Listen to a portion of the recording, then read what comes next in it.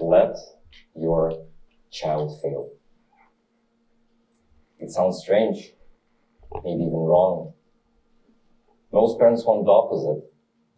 They want safety, they want certainty, they want their children to win.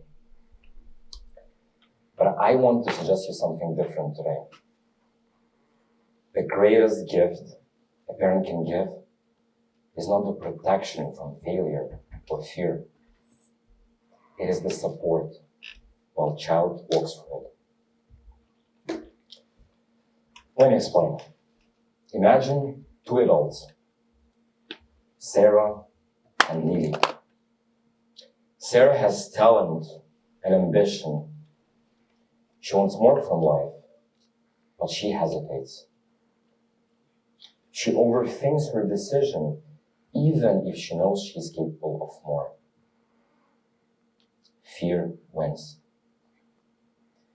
And there is Lily.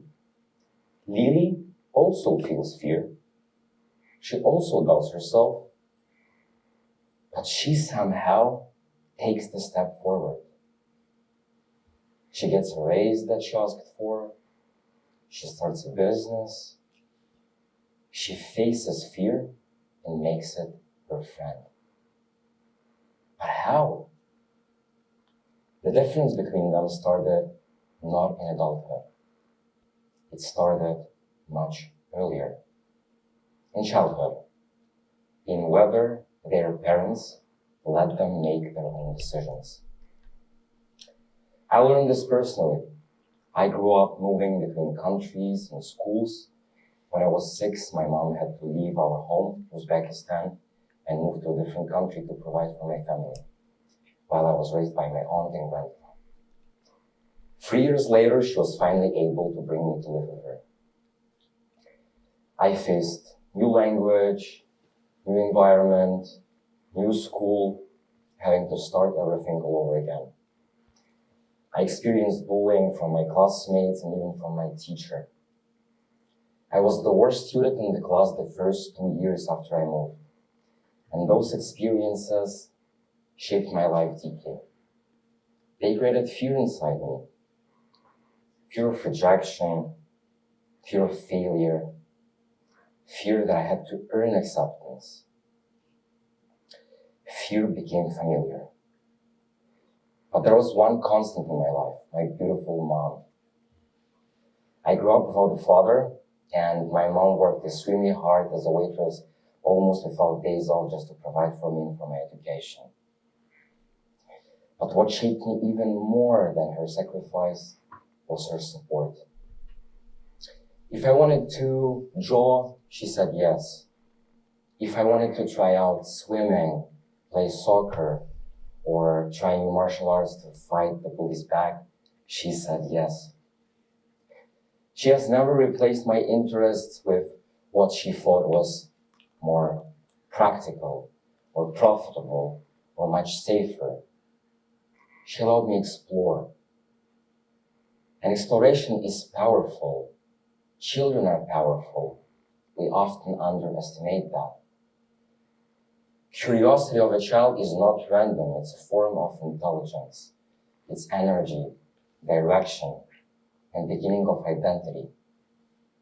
When children explore freely, they cannot make bad or illogical decisions because they learn who they are. And when parents give space to that curiosity rather than limiting it or controlling it, something important happens. Children learn to trust themselves and their own decisions. This, of course, does not remove fear. Children who are supported don't grow up fearless, but they grow up familiar with fear. From an early age, they try things, they fail, they fall, and they realize something simple but transformative. Fear feels much bigger than it actually is. It often looks like an ocean, but as we decide to step into it, we realize we can stand. And that lesson changed the life, because later, as adults, the stakes are getting higher. We want to start a profitable business, want to get a better job, want to move to a different country to get a new opportunity. Fear shows up again. But now the question is not, am I afraid? The question is, have I felt this fear before and moved anyway? If as a child you were allowed to try, to fail, to stand up and try again, then you realize something simple. I have been scared before. I survived and I grew. If on the other hand, no decisions were made by parents and the choices were redirected towards what others thought was correct, then something else develops. You may grow up doubting your own judgment, overthinking each decision, and waiting for permission that never comes. Overprotection feels loving in the moment, but in the long term, it can quietly weaken courage.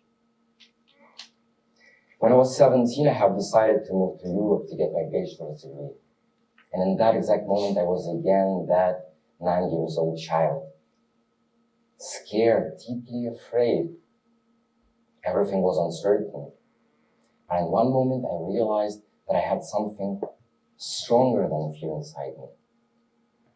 I believed that I had the right to choose my own path because once my mom believed in me.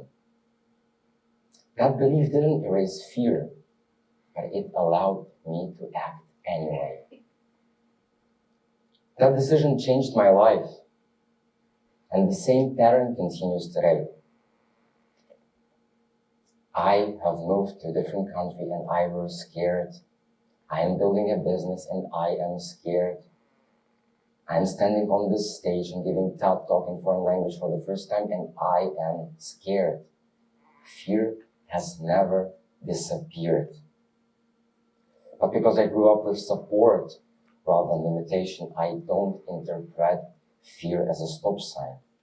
I see it as a signal that if I try, there might be something meaningful on the other side. There's an idea that if we protect children from failure or fear, we're helping them succeed. But these two things in childhood are not damage. This is training.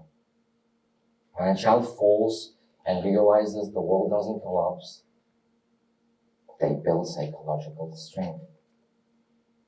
When they make decisions, make mistakes, and are not shamed by their parents, they build resilience. When they face consequences of those decisions, they build responsibility.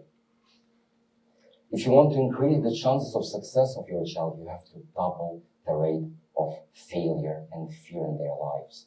You have to normalize it. It is not failure that stops most adults. It is fear of failure. And fear becomes paralyzing only when you have never practiced going through it before. So when we talk about our topic, fear forward, we're not talking about becoming fearless. We're talking about learning how to take action even when you're afraid. Parents cannot remove fear or failure from their children's lives. That would require removing uncertainty from the world, which is impossible. But they can give something more powerful. They can give freedom to choose.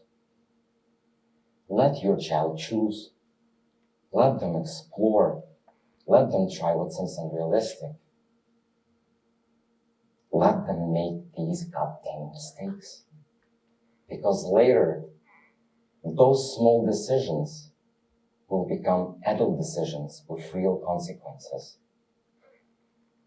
And in that moment, what will matter is not whether they feel fear. What will matter is whether they know how to take action, how to take a step forward anyway. So yes, guys, let your child fail, because that's how you teach them how to take the step forward. even when they are afraid. I love you, Mom. Thank you very much.